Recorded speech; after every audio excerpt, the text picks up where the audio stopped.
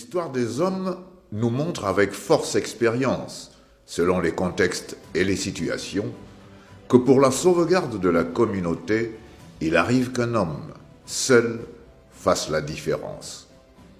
La France en sait quelque chose avec l'acte de bravoure du général de Gaulle en juin 1940.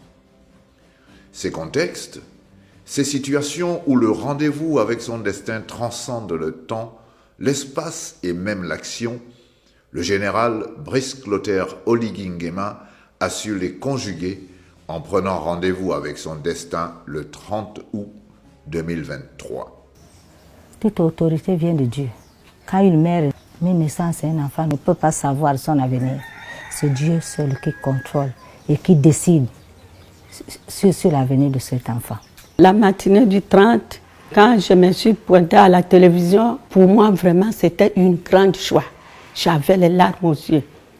Dans la brume matinale de ce 30 août, le général Brice Clotaire Oligui Nguema a écrit une nouvelle page de l'histoire de notre pays et exorcisé la tétanie qui a saisi le peuple gabonais à l'annonce des résultats électoraux par le Centre gabonais des élections. C'est salutaire, le coup de force des militaires. C'est un grand pas, c'est une véritable révolution. Pour moi, c'est une nouvelle naissance du Gabon.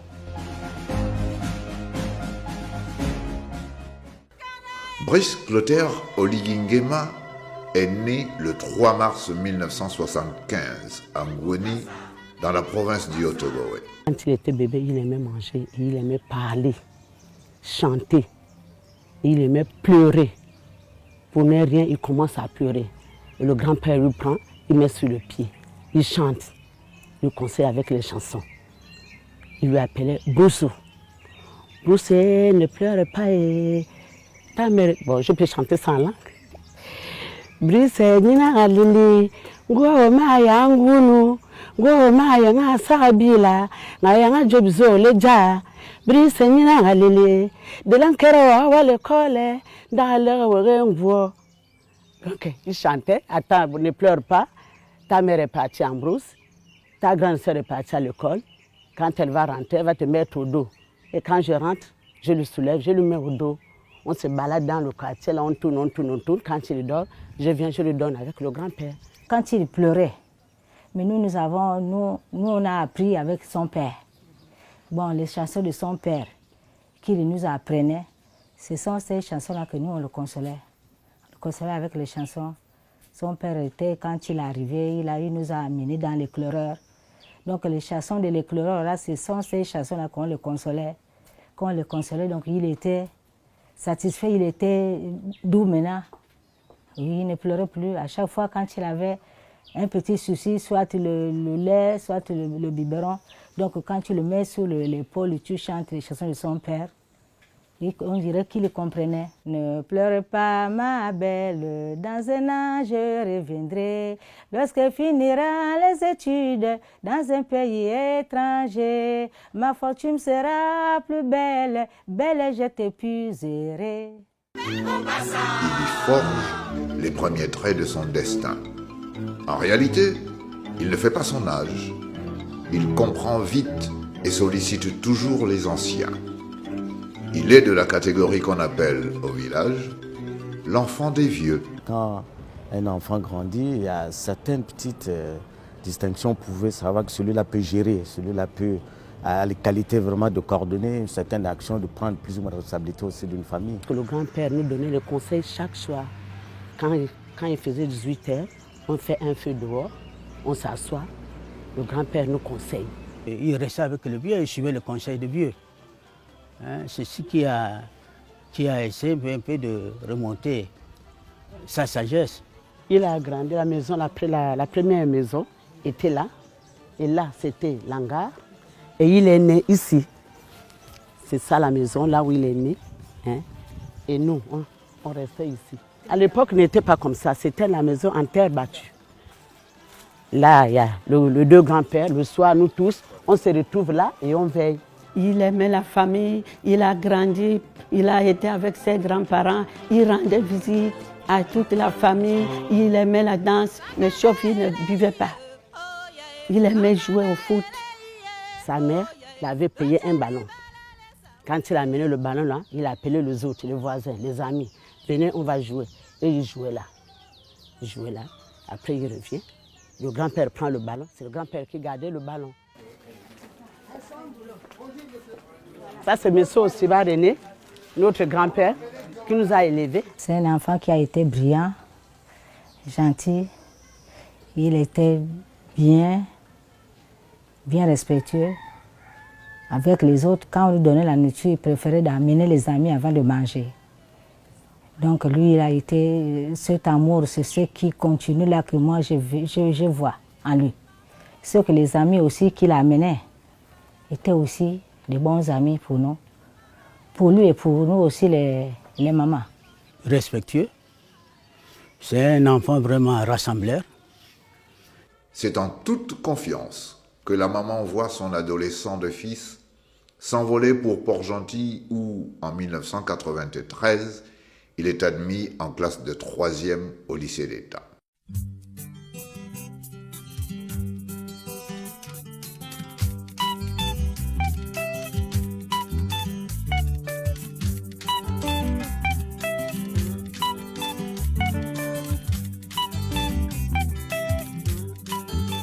Alors vous savez, le président arrive au lycée d'État, nous sommes en 3e. Je pense que c'est dans les années 92-93. Nous sommes en 3e. Et nous avons fait de la 3e en terminale ensemble, avec beaucoup d'autres collaborateurs aujourd'hui. Marcus, excusez-moi de l'appeler Marcus, parce que bon, nous à l'époque on l'appelait Marcus, ou bien bon, il y avait un petit nom, mais bon, moi Chaga quand même je le dirais, mais bon, on l'appelait beaucoup plus Marcus. Marcus était issu d'une famille vraiment modeste, c'est-à-dire qu'en fait on était tous issus de familles modestes. Il habitait à Okansara, pas très loin à côté. J'avoue que c'était sans langue de bois, hein. C'était un garçon réservé. On dirait, je pourrais même pousser dire timide, mais il savait quand même nous rappeler à l'ordre quand nous qui étions des éléments plus ou moins des stars du lycée. Lui, il était discret, il était effacé. Très rompu à la tâche de l'élève normal, donc un élève qui est arrivé au lycée avec l'intention d'obtenir ses diplômes avec brio. Et donc, c'est le souvenir que j'ai de lui. En longeant, donc en me rappelant justement ce couloir du lycée, j'ai cette image de l'élève qui arpentait ce couloir et qui allait tout bonnement dans sa classe sans chercher à être un élève star, sans chercher outre mesure à attirer l'attention des gens de façon négative. On a fait ensemble la seconde S2, il y en avait 2 ou 3. On est allé en première, c'était la première S2. Et en terminale, lui il a été orienté en terminale D. Moi je suis allé en terminale C. Je me souviens qu'un jour, en sortant du lycée, comme on était voisins, on s'est chamaillé, je ne sais plus pourquoi, on s'est palabré en route sur la voie de retour à la maison. Et il rentrait chez lui, ils allaient chez moi. Et quelques minutes après, je crois qu'il avait peut-être du mal à rester seul. Il est revenu me trouver, il a cogné. On a rigolé comme des fous ce jour-là, on est resté à rire. Et nous sommes allés prendre des jus comme d'habitude, partager les jus. On est resté à la maison, au salon. Un bon bosseur, parce qu'on pouvait passer des heures, de 16h à 22h à travailler, surtout sur les matières scientifiques. Oui, effectivement, ce sont les souvenirs que je garde de lui. Je fais partie des rares personnes qui ont des photos, et même une photo personnelle avec lui. Et cette photo, elle a circulé dans les réseaux sociaux où on a dit que c'est sa femme actuelle. Mais bon, je suis désolée de vous dire que c'est sa camarade de classe, Sonia, qui était très attachée à lui. Et on a notre camarade Anissé qui nous a pris en photo. Il a dit on doit se séparer, il faut qu'on ait des bons souvenirs. Il se trouvait qu'on était en fin d'année et il nous a dit j'ai envie d'immortaliser ce moment, on ne sait pas si on va se retrouver, faisons des photos. Et il avait un appareil photo. J'avais filmé les deux. On était comme on appelle, derrière les salles de classe. On a fait une photo souvenir parce qu'on se disait peut-être que c'était à son initiative. Hein. Il se disait peut-être qu'on ne se reverra pas l'année suivante. Et j'avais filmé avec ça. Et bizarrement, on n'a pas compris. La photo a fait toute la toile. Son intégration à Port-Gentil est heureuse. Il s'y fait des amis, à côté desquels va se développer sa personnalité et s'affirmer son caractère sportif. J'étais élève en terminale A, monsieur Oligui Nguema était en terminale D et c'est un sportif accompli en football. Lors de nos séances de football entre élèves et enseignants, c'était un garçon très effacé. Mais en lui, on voyait déjà quelqu'un qui avait ses objectifs, quoi. Il aimait le sport et il est même le fondateur d'une association de jeunes de Ngoni qui s'appelle Kolamono. Il était tenace dans ce qu'il voulait avoir. Hein. J'ai à l'esprit comme ça les moments de sport où en équipe, il ne lâchait pas, il s'impliquait vraiment à obtenir ce qu'il fallait obtenir. Seconde, S2. Wow. 1996. Brice Clotaire Oligui Nguema obtient son baccalauréat. Il fait partie de la première cuvée de bacheliers du centre d'examen nouvellement créé dans la capitale économique. Donc nous avons tous passé le bac au lycée d'État de Port-Gentil en 1996 et lorsque vous regardez, vous voyez bien sur le numéro 29, Oligui Nguema Brice Clotaire, le chef de l'État actuel, qui est bien sur la liste des récipiendaires de ceux qui ont eu le bac en 1996. Moi je suis là, Arnaud Ebé-Ongon, terminal C 1996, vous avez Sophie Essongué, et vous avez tous les collaborateurs qui sont là présents, nos noms sont sur la liste. Nanti de son baccalauréat scientifique, il choisit de s'inscrire à l'Université des sciences et techniques de Masuku. Ce n'est pas loin de Ngoni, où vivent son grand-père et sa mère, qu'il peut désormais voir plus souvent. À Franceville, quand il était à l'USTM, il avait beaucoup d'amis. Moi, j'étais au quartier Sable. Chaque soir, il vient avec les amis. Si ce n'est pas 5, 6, quand ils arrivent là, ils mangent, ils boivent, après ils partent en boîte. Et ils n'amenaient pas les bagarres. Ses amis, c'était les amis doux, tranquilles, sans problème. Le destin de Brice Clotaire Oligui Nguema va prendre une autre tournure après l'obtention de son diplôme universitaire d'études scientifiques. Plutôt que d'aller terminer son second cycle hors du Gabon, il cède à l'appel du drapeau et sera mobilisé. J'étais déjà intendant des lycées et collèges. Un jour de travail, la secrétaire du CIS m'appelle « Monsieur l'intendant, quelqu'un vous a appelé de Libreville, il dit qu'il va vous parler demain. » J'arrive au travail demain matin, il m'a appelé. « Monsieur l'intendant, on a besoin de vous au téléphone. » Je suis allé, j'ai pris le téléphone, mon téléphone dans mon bureau. Donc, il s'agissait d'un homme qui me faisait l'enquête en me demandant « C'est vous, M. Nguema Florentin ?» J'ai répondu « Oui. » « Vous avez enseigné où et où ?» J'ai dit que j'étais enseignant dans l'Angounier plusieurs temps et dans l'Anianga plusieurs années. Mais après l'Anianga, on m'affecta dans le Haut-Tougoué. Dans le Haut-Tougoué, dans quelle ville et dans quel village? J'ai dit que j'étais affecté dans un village appelé Ngweni. Avec un piga, Alice, vous avez fait quel enfant? J'ai dit oui, j'ai fait un enfant de sexe masculin. Comment s'appelait-il? J'ai dit l'enfant que le nom de mes beaux-parents m'ont donné, c'était Oligui Nguema Brice Clotaire. C'est à partir de là, nous avons pleuré, lui et moi, au téléphone. C'est là où il m'annonça que papa, je m'en vais au Maroc. Le président Bongo m'envoie au Maroc pour une formation militaire. L'Académie des Forces armées royales du Maroc, à Meknès, l'accueille au cours d'officier. Ce sera une des terres de la réalisation d'un destin qui commence à poindre. Mais au fil du temps, il s'est révélé comme un militaire prompt, discipliné, obéissant, et on voyait déjà en lui des qualités d'un bon militaire.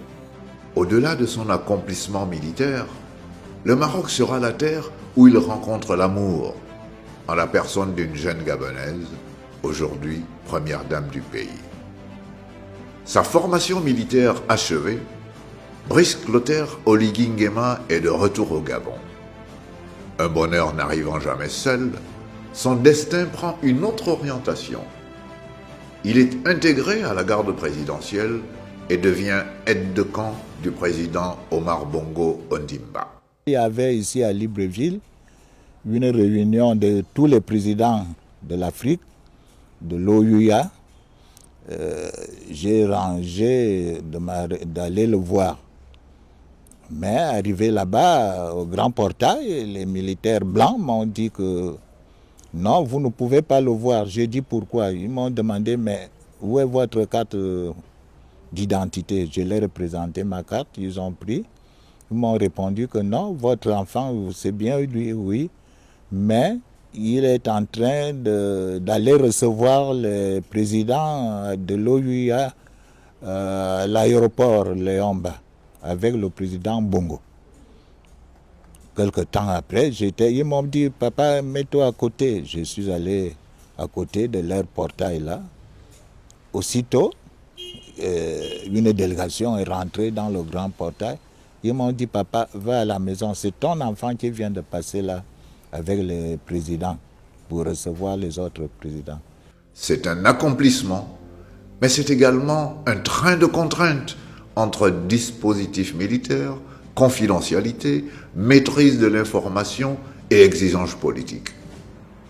Tout cela est d'autant plus complexe que travailler aux côtés d'Omar Bongo Ondimba, exigeant et infatigable travailleur, n'est pas de tout repos. Il faut démontrer sa capacité de compréhension et son aptitude à apporter la bonne réponse au bon moment. Une autre école commence alors aux côtés d'Omar Bongo Ondimba, alliant tour à tour dispositifs militaires, le secret, l'importance de l'information, la politique, la confidentialité.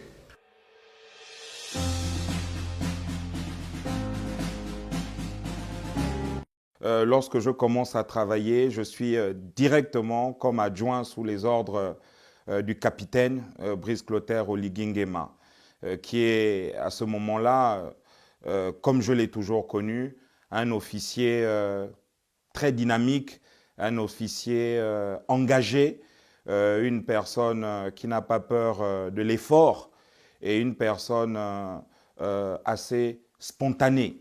Aide de camp du président de la République, ce n'est pas un métier, c'est une fonction, c'est un office et il s'agit d'un emploi militaire auprès du président de la République, chef de l'État. L'aide de camp, c'est l'homme à tout faire du président de la République. Il faut donc avoir l'étude des comportements du président. Il doit avoir une connaissance de ce que le chef aime, de ce qu'il n'aime pas, de ce qu'il va faire en se projetant dans son agenda.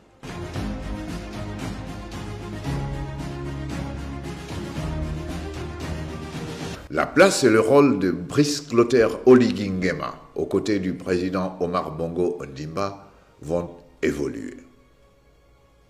L'aide de camp n'est plus ce collaborateur anodin qu'on serait tenté de penser.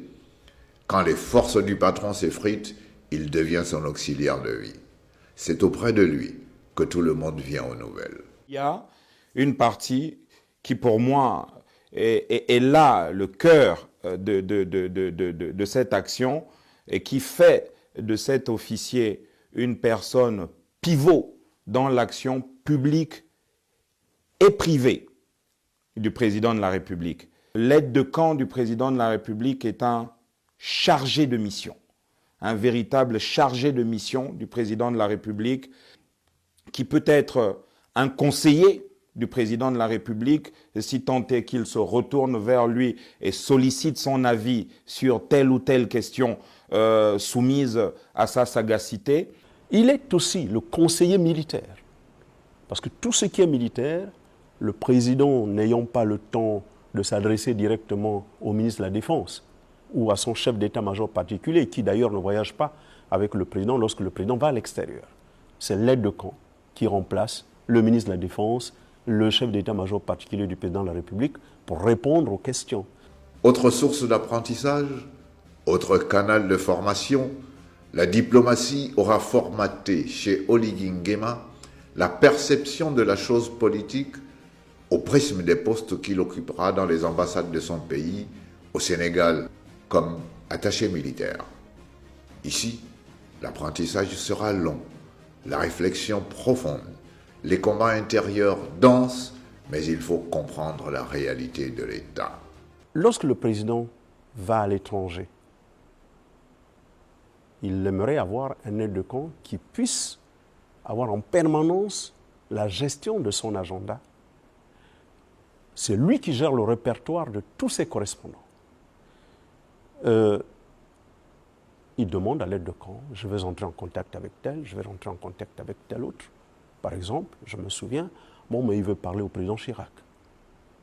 C'est moi qui prends le téléphone, c'est moi qui ai le contact du président Chirac, c'est moi qui appelle l'Élysée et qui met le président en contact de son homologue.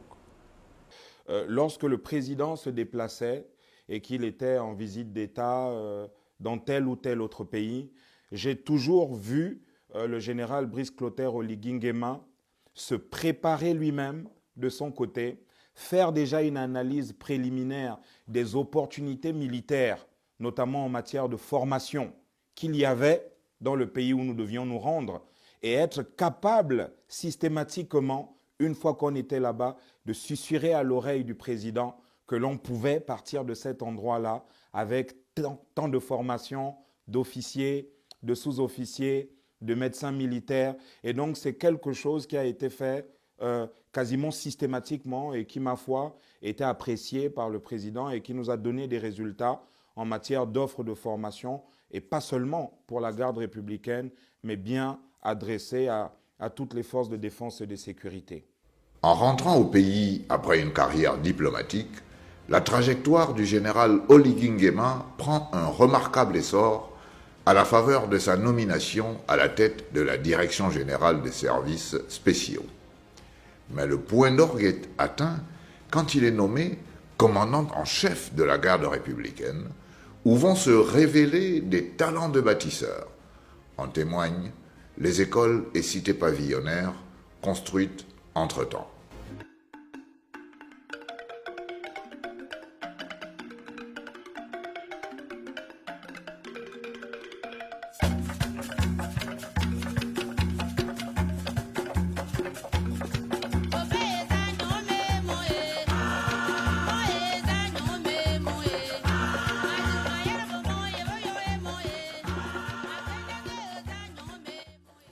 Maintenant, mes amis Zonda, chef de groupement. À quel zéva, à Blekuva, à tout homme colonel, tout colonel, en bonne réalité, dans mon salon là, en je vis avec lui dans une des âmes, et donc des bandes de l'église, dans ce bac. Hier, il va à Tiba. Nibitan, les amis, mon temps moyen. Ce n'est pas encore fini. Il y a beau ajouter. Il y a un son à ce lendemain, une télé. Chez moi, là, il y a un chef. Bah, cause de la Kazou Baran, j'ai. Je aussi bangé. Il y a les Milan. Là, je me brasse. Il y a des amis, me brasse. Les femmes, on dit, non, en général, à Boulatou, on dit, bref, avec cette délégation. Je viens de dire, je décide. Le mouvement est long. Et c'est avec parti à monter un corosco. Ok. Il faut botter les moyens, ça veut dire. À mon on dit bien à venir, à toi affecté un route au goût. Depuis suivre la très simple, sympa. Et puis, demander un bon. À gros moras dans son zone, à baie, attentivement. À lui. Ok. Un ganga moyen.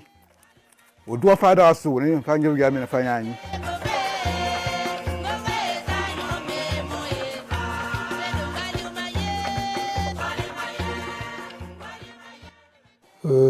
C'est pas pour rien.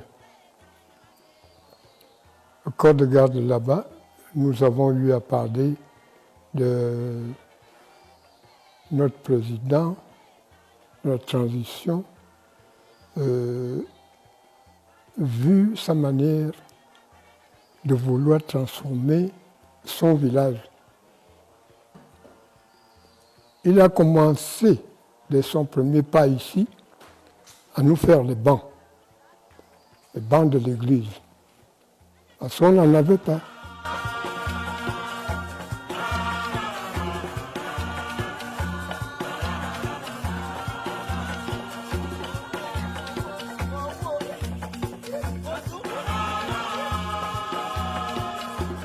Si je devais résumer ainsi la personne, je pense que nous avons d'abord foncièrement affaire à une personne exigeante. Exigeante vis-à-vis de lui-même, d'abord, dans ses obligations, dans ses responsabilités, dans ce qu'il doit lui-même faire, et donc naturellement exigeant vis-à-vis d'autrui, vis-à-vis du collaborateur, vis-à-vis du subalterne, vis-à-vis du partenaire, dans ce qu'il faut rendre. Oligui Nguema Brice Clotaire est une personne généreuse, une nature généreuse. Mais vous savez, une générosité qui n'est pas faiblesse. Voilà. C'est une personne rapide dans l'exécution et qui est capable de trancher très vite, de trancher. Et donc, si j'avais un avis ou un conseil à donner à tous ceux qui ont aujourd'hui la possibilité à ses côtés de servir, ce serait de dire qu'il vaut mieux saisir la chance quand elle est là et qu'elle est donnée, mais en réalité, il faut surtout la mériter. Et donc, faire attention lorsque les choses n'iront pas. Je n'ai aucun doute qu'il agira. Le voir à cette position, en fait, c'est nous voir nous-mêmes. Et ça fait que le fait qu'on s'identifie,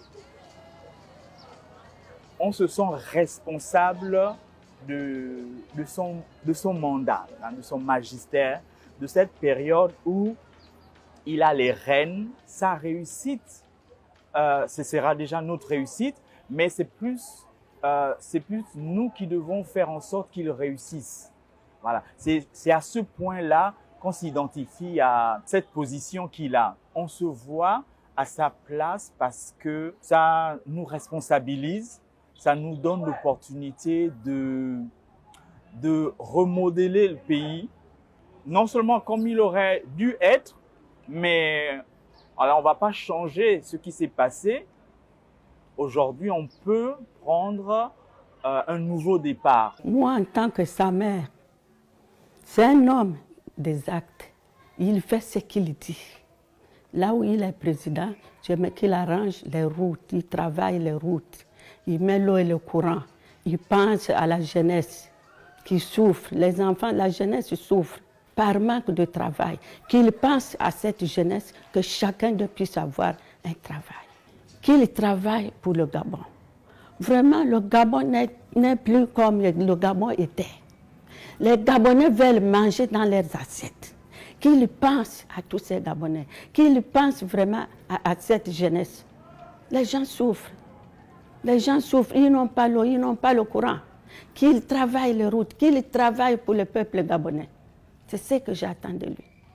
Dieu a fait grâce aujourd'hui qu'il puisse arriver à ce niveau de responsabilité et je sais qu'il va réussir. Moi, en tant qu'oncle, si j'ai toujours eu les occasions, depuis qu'il est là, depuis le 30 août, de porter mes conseils en tant qu'oncle pour qu'il puisse mener à bien sa mission.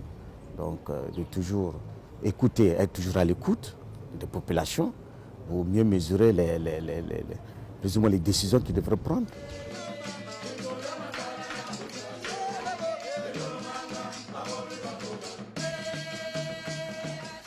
nga bijele do gande ja o bende yugu nda selem poko nda tome etangani ngabe ya tuanjo eye tua eye ngajanja daranga mpala ajanja mburu kunge bagajanga ndo pokono aywa ligo. Le peuple gabonais attend de lui, attend beaucoup de lui. Le peuple gabonais a trop souffert. Aujourd'hui, nous voyons que ce qui était dans l'obscurité est devenu maintenant au clair. Donc, c'est le seul conseil que nous portons. Tu gardes tout ce que Dieu te met à cœur de faire, de travailler pour le Gabon. Fais-le. Tu dois bien travailler pour le Gabon pour démontrer la sagesse que Dieu a mis en toi, tout le potentiel que Dieu a mis en toi. Fais-le savoir, démontre-le aux Gabonais. C'est ce que nous on le conseille. Il doit aussi bien travailler avec ses conseillers, ses ministres, et il doit aussi aimer la population. Parce que lui seul, il ne peut pas tenir. C'est la population qui le soutient. Alors qu'auprès d'Omar Bongo, l'apprentissage consistait en la gestion de l'État superstructurel, reste cependant à acquérir les bénéfices de la patience, de la résilience diplomatique et de la discipline militaire. Tout cela vient en contrepoint de ces observations du microcosme politique et des dirigeants. La pratique est devenue choquante. Le crédit du Gabon à l'international périclite. La confiance du Gabonais en la politique et en l'État est délétère. Les acteurs se regardent en chiens de faïence. Au bout de tout cela, se profilait le délitement de la nation. Ainsi s'éclaire le coup d'arrêt du 30 août 2023 par lequel les forces de défense et de sécurité, s'appuyant sur l'hymne national du Gabon, ont proclamé le nouvel essor vers la félicité.